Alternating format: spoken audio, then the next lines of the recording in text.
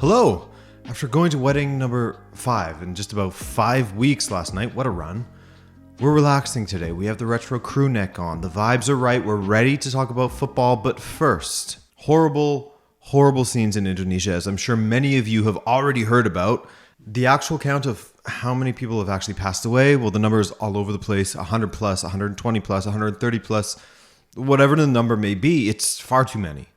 Nobody should go to a football match with the thought of something like this potentially happening to them, even crossing their mind. Yes, I know that Indonesian football has become known for violence in the stands between bitter rivals such as Arema and Persebaya Surabaya, but the rival supporters weren't even in the stands.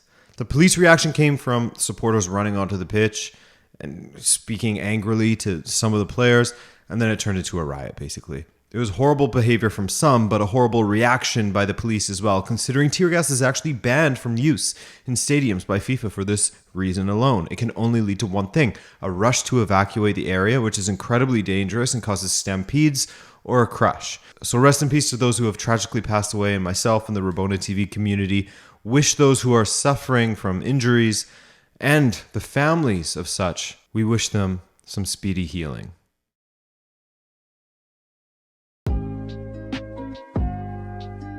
Liverpool look completely out of sorts at times against a Brighton side, playing their first match under new manager De Zerbi, the man who made Sassuolo so fun to watch back in the day. They were almost the heir to Gasperini's Atalanta at one time. But anyway, Leandro Trossard was a bad boy in this one, wasn't he? Finishing well past Alisson twice in the first 17 minutes, and then the Liverpool remontada began. Firmino with a brace, and then an absolute gift from Sanchez in the Brighton goal as he tried to Superman punch the ball out and whiffed it. Poor Adam Webster saw it bank off of him and in for Liverpool's third. 3-3 the final there. Another very slow start for Liverpool in what has been a season of very slow starts and defensive mistakes from Virgil van Dijk. I know he hasn't been the same since the injury, the big injury that had him out for a while, but the drop-off from last season to this one has been shocking. The way he missed the ball for that third goal, ooh, yikes. The North London derby saw the Xhaka renaissance continue, man. Great to see him start to turn things around on the pitch and win back some of the fans that lost faith in him off of the pitch. He put the icing on the cake for Arsenal's third in a 3-1 victory over Tottenham. Of course, Conte and co will point to the red card, which they saw as controversial, but honestly, I was okay with it. They'll point to that as the reason they lost, but they were getting dominated for most of the game anyway, so hey. Remember how United were able to hurt them on the counter over and over? Arsenal, that is. There was a moment in that first half where Tottenham were doing the same thing to Arsenal. I thought, oh God, here we go. Again, they're being as naive as they were against United, and I could just picture Son, Kane, and Richarlison torching them for it. Nope, didn't happen. Arsenal regained control, and once the red happened, easy 3-1 Arsenal win. Manchester derby wasn't even a contest. It sounds crazy to say, but the 6-3 scoreline actually flatters United somewhat, as 2 of those goals only came once they were already 6-1 down and City were relaxing. Not to mention Guardiola had made 4 substitutions all at the same time in the 75th minute. However, it is absolutely a positive to see Martial getting a couple of goals off of the bench. That penalty was quite beautiful. I mean, I'd take it out on a date. The difference between these two teams is just remarkable at the moment, and the difference between Haaland and most strikers in the world at the moment is also remarkable. He has always been more than just a goal scorer. He was quite good with his passing and link up around the box while at Dortmund. I mean, he's not one to shoot for the sake of shooting when he has a teammate overlapping in a wide position or in a better position. Not a selfish player in the slightest, which is something you often come to expect with many high-yielding goal scorers. He had 2 assists in this one. The assist to Foden was a beauty. Oh yeah, Haaland got a hat-trick also. His third in 3 consecutive home matches in the Premier League, which is just a stupid stat. First player to ever do 3 Premier League hat-tricks at home in a row. No, what makes it look even more ridiculous is it took him just 8 matches to get 3 Premier League hat-tricks. Just look at the previous records. He's not a robot, as people say. We don't have the technology on this planet to create something this dominant, let alone human-like. He's from a distant galaxy or in an alternate timeline or something. And of course, Phil Foden also got a hat-trick. 2 guys who grew up supporting Manchester City each got a hat-trick in one match against their cross-city rivals that beat down on them for so long. 6-3, and I mean, not really a huge surprise, right? West Ham United beat Wolves 2-0 with a beauty from Scamacca, while last season's hyped player for West Ham, Jared Bowen, finally got his first of the season after 8 starts. He'll be relieved that he is off of the mark now. That was West Ham's second win of the season, so everyone is a bit off, as is Bruno Lage. This loss for Wolves proved costly for the Portuguese manager as he has been sacked now. Not sure how I feel about it. Wolves aren't great at the moment, but they haven't been great for a while, to be honest, no matter the manager. But under Lage, terrible. Feels early, but I guess the other side would point to the board being proactive, I guess. Chelsea had a slow start against Crystal Palace, which saw Odson Edouard score after just 7 minutes. However, while Chelsea's performance wasn't all that, their own supporters will admit it, pointing to the new manager being in charge, etc. That's fair. They still managed to get the win thanks to 2 great goals. First, there was Aubameyang spinning and firing low past Guaita. Made Joel Ward look a little bit silly there, didn't he? Then late in this match, in the 90th minute, Gallagher hit a stunner from the edge of the box to win it for Chelsea 2-1, and they'll take it, right? Of course they will.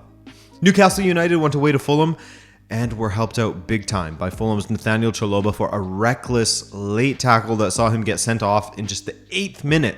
Well, the tackle happened a bit earlier, but VAR check, you know how it is, man. It took Newcastle absolutely no time to capitalize, with Callum Wilson putting them ahead in the 11th minute. And from there, a brace from Almiron coupled with a brace of assists for Willock, plus a little Longstaff goal, made it 4-0. Consolation for Fulham as Bobby Reed scored late, 4-1 Newcastle United. Everton, not bad, fellas. They got a 2-1 win over Southampton to move 3 points past them in the table, while Leeds and Villa played out a 0-0 draw despite Gerrard's side having a one-man advantage for most of the second half. Leeds remained just outside of the top 10, just a point behind 9th place Liverpool, who are 11 points adrift of Arsenal in first place. Still some matches for them to make up, but not exactly, or a match I should say, but not exactly where we expected Liverpool to be at this time. Arsenal looking great, City as well, Tottenham just behind them. Barcelona went away to Mallorca, and while it wasn't their most fruitful match in the attack goals-wise, their defensive record continues to shine. From 7 matches now, they have been scored on just once. That was back on match day 2 in a 4-1 win over Real Sociedad, so 6 clean sheets from 7. At the other end of the pitch, Ansu Fati got his first start, and he set up Lewandowski in that first start for his 9th goal in 7 appearances. Poor guy. It's truly an incredible feat, and yet you look at Erling Haaland and his 14 goals from 8 appearances in the Premier League. Whew. Anyway, Barca, 1-0. For the first time ever, we saw a Williams brothers direct link-up for a goal in Athletic's 4-0 win over Almeria. Nico set up Iñaki in the 10th minute. Nico, who made his Spain debut against Portugal earlier in the week, by the way, and later his brother returned the favor as Iñaki set up Nico in the second half. Imagine being their parents. How could you not get emotional seeing this display? You emigrate to Spain, build a life, and your sons thrive at the top level in football. Not only that, but doing so together in the same side. It's lovely. Speaking of Spain versus Portugal, it was Alvaro Morata who scored the winner to send Spain into the Nations League Final Four, and he continued his goal-scoring streak with a goal against Sevilla. This one wasn't so decisive as it made it 2-0 over Lopetegui's struggling side, but who cares, right? Take all the goals you can. That was his 4th in La Liga as he's their top scorer currently. The other scorer was, of course, Marcos Llorente, and this just puts further pressure on Lopetegui. But I feel like we've been saying that for some time now, and nothing's really happened yet. So 2-0 the final for Atleti. Real Betis dropped points for just the second time this season as they lost 1-0 away to Celta Vigo. And no, there wasn't an Iago Aspas goal in this one. The credit goes to Gabriel Vega, who stepped around a defender in midfield before hitting a low-driven strike past Rui Silva and goal. Great strike, and it got even more difficult for Betis when Luis Felipe got himself sent off in just the 20th minute. Still an excellent second half from Betis. Nearly saw them draw level with, if it wasn't for Marchesín in goal for Vigo.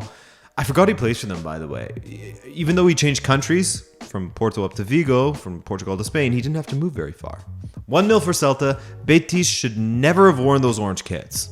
After a great start to the season, Emery's Villarreal have dropped. Man, I just realized that every time I mention Villarreal, I mention Emery. But anyways, I guess I can't help mentioning the King. His side dropped points for the 3rd consecutive match now as they draw with Cadiz. And to think, Villarreal had such a great start. They're still in the mix, of course, but come on, man. What's going on? Girona versus Real Sociedad. If there was one match I wish I hadn't missed, it's this one. 5-3 Sociedad away after a back and forth first half ended 2-2. Tati Castellanos made it 3-2 Girona right after the break, only for Sociedad to score 3 unanswered as Kubo and Sorloth are becoming the new 1-2 punch for Sociedad. A brace and an assist for Sorloth, Kubo with a goal and an assist. Espanyol and Valencia was a banger as well, 2-2 there, a late equalizer from Ere Comer in the 96th minute for Valencia, red cards for Braithwaite and Marcos André, and we'll go to editor Adrian for a Real versus Osasuna from the Bernabeu, as well as the scores and standings. Editor Adrian, what you saying? So there were two teams that were on fantastic winning streaks, Real Madrid and Benfica, and of those two teams, neither of them won this weekend. So what I'm saying is, Benfica's as good as Real Madrid, right? Well, as for Real Madrid, they drew 1-1 with Almeria. It could have been a win because Karim Benzema had that penalty that went off of the woodwork, but 1-1 it is, meaning they dropped down to second on goal difference. That Barcelona defense that we spoke of earlier is working wonders for them in the standings. They are in first. Athletic are looking good. Betis, they drop a little bit after that loss. Atleti, etc., etc., etc., etc., etc. The insanity of the ending of AC Milan versus Empoli. Go ahead and watch this match from the 79th minute onward if you can. Right when Ante Rebic put Milan ahead finally after what was a very frustrating match for them, it started to get crazy towards the end. Last season's Serie A MVP Rafael Leao shared that frustration as he probably should have had a goal earlier in this match and an assist earlier when one of his teammates rolled it wide. But anyway, he set up Rebic and redeemed himself. Yet another assist. He's on 6 assists from 9 appearances so far this season. But Empoli managed to frustrate Milan further, pulling them back to level footing in the 92nd minute, 92nd of 4 added minutes, but with fouls and celebrations in front of Empoli's home support as they thought they had grabbed a point from the defending champions. There's going to be more time. Okay free kick from Bajrami, but what on earth was Tatarusanu doing in goal for Milan? I say okay free kick, and it gets that status because it was on target, but a keeper should never be beat when the ball is struck almost right at them, on their side of the goal at least. Another thing that would have added further time to the added time, Fode Ballo-Torre starting at left back for the injured Theo Hernandez, grabbing a winner for Milan just 1 minute after Empoli equalized. That sucks. Which paved the way for Rafael Leão to get a third for his side. 4 goals and 6 assists this season. I mean, 3-1 Milan, the escape. There would be no escape for their rivals Inter, however. Playing at home against AS Roma's side had Jose Mourinho sitting in the team bus watching as he served his suspension and posting to Instagram over and over. AS Roma was able to come from a 1-0 down. DeMarco had put Inter ahead to get a 2-1 win. First, Dzeko had a goal called off as he slapped one past his former side, but he was a foot offside, literally. The man who equalized for Roma was, of course, Dybala, the man who was oh so close to joining Inter this past summer before electing to join Mourinho in Rome. And by the way, what a great decision that has been. He has been reborn. And that volley past Handanovic, it did the keeper no favors when it comes to putting up with his detractors.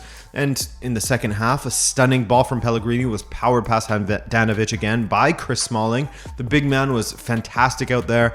And I'm not talking about Mourinho's parking lot celebrations, by the way. First time they have beaten Inter in 5.5 years.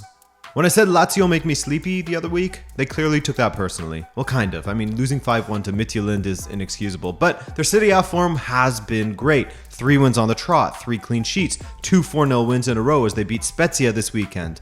2 more goals from Milinkovic-Savic. What a man, what a player. Serbia are looking strong going into the World Cup, by the way. More Serbians to come.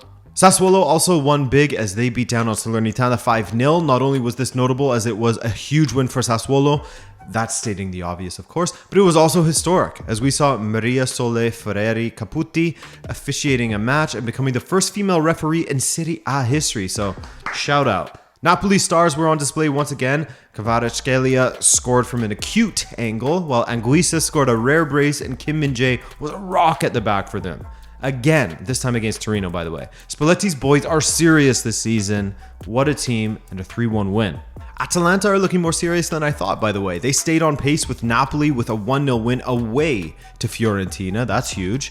And finally, Juve's return to action following an uninspired loss to Monza prior to the international break. I mean, they took on Bologna at home, and a goal from Kostic, another Serbian, gave them the lead for the first half, and they continued to score in the second. Vlahovic continued this Serbian tradition of scoring this weekend. He got one, and then Milik continued his great form with his goal. Much better from Juve. Let's see if they can keep this momentum going. Now, as we look at the scores and standings, Napoli and Atalanta at the top, as we said earlier. Juve's win moves them ahead of Inter in the table, as the heat on Inzaghi will be turned up just a little bit more. So a friend of mine hello Jason, by the way, was at the Bayern Munich versus Bayer Leverkusen match at the Allianz Arena, and when I texted him at halftime about the Musiala masterclass, he replied with, you know, it's crazy, he's just perfect, he always does the right thing. And people who follow Munich have been singing his praises for a while now, and rightfully so. Bayern Munich, that is. I know that saying Munich is controversial, as there's also 1860 Munich as well. Another match, another Musiala performance that just further propels his stock to the moon, man. He got 2 assists and a goal, having a hand in all 3 goals in that first half for Bayern. Müller, he got a goal and an assist. Not too shabby either, is it? A 4-0 win for Bayern as Leverkusen continue to stink up the Bundesliga. Really poor from them again, but conversely, a lot better from Bayern. Dortmund stank it up as well, going ahead in the first half via Julian Brandt. Köln stormed back to make it 3-1 in an 18-minute period in the second half. My goodness. Florian Kainz with a goal and an assist. 3 goals and 4 assists for him so far this season. Ljubicic also with a great performance for Köln in that midfield. He got a goal as well. Well, Dortmund pulled 1 back. They still lose 3-2 and failed to take advantage of Union Berlin losing their first match. They fell 2-0 away to Eintracht Frankfurt as Glasner's boys are slowly climbing back up the table. They really had to weather a storm in that second half, didn't they? Especially after Muani was sent off. But Muani did contribute to the win by setting up Mario Götze with his 2nd goal in the Bundesliga for Frankfurt. Lindstrom, the other scorer for Eintracht Frankfurt as well. Augsburg got their 3rd win on the trot as they beat Schalke 3-2 away. Huge character win, to borrow a word from the Brendan Rodgers handbook, as it looked like all the momentum was with Schalke as they drew level on 2-2 and saw Augsburg's Berisha sent off. But Andre Hahn guided a header past Schwolo, lax defending from Schalke, never should have lost this match with the position that they were in the second half. Werder Bremen shocked the league as they trashed Borussia Mönchengladbach. Well, I mean, I guess they have had some good results early, but their record of late under Fark, 1 win in their last 5. But still, Werder with a statement win. If we're talking records, their 2nd win in the last 5. Füllkrug with a brace and an assist to boot as he continues to throw his hat into the German national team conversation. Speaking of smacking, it was a historic day as Leipzig beat Bochum 4-0. No surprise there. But Timo Werner's brace was historic. The first goal was a tasty strike into the top corner to put him on 100 goals for Leipzig, now on 101 of course. The first player in the club's history to reach that milestone. No surprise there if you know the history of the club itself. 2 goals for Nkunku as well, great result for them. And with Freiburg beating Mainz 2-1, they're level on points with Union Berlin, but Bayern and Dortmund are right there. Not to mention Hoffenheim and Frankfurt knocking on that door. Alright guys, that's all for this video. I'm Adrian, and we'll see you this week for some Champions League coverage. Ciao.